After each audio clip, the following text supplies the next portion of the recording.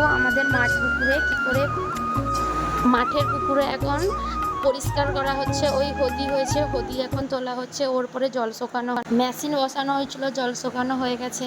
এখন মাছ, এই যে আমার বড়মশাই এখন মাছ ধরছে, মাছ ধরে বালতির মধ্যে রেখে দিল। এখন আমার দেওর মাছ ধরেছে, মাছ ধরে আমাকে দেখাচ্ছে যে বৌদি মাছ ধরেছি দেখো। এখন আমার গ্রামের ছেলে তো জানে কোথায় মাছটা পাওয়া যাবে, এই জন্য কাদার মধ্যে হাত ঢুকিয়ে মাছ খুঁজছে, মাছ পেল না। এখন নোংরা পেয়েছে, নোংরা ছুঁড়ে দিচ্ছে। আমিও বসে ভিডিও করতে করতে আমিও নেমে পড়েছি মাছ ধরতে। এখন আমি মাছ খুঁজছি, আমার দেওরও মাছ ধরছে। যদি আমি এখন মাছ ধরছি, মাছ খুঁজে পাচ্ছি না, তাই কাদার মধ্যে হাত ভরে রেখেছি। আমার বড় মশাই এতগুলো মাছ ধরেছে।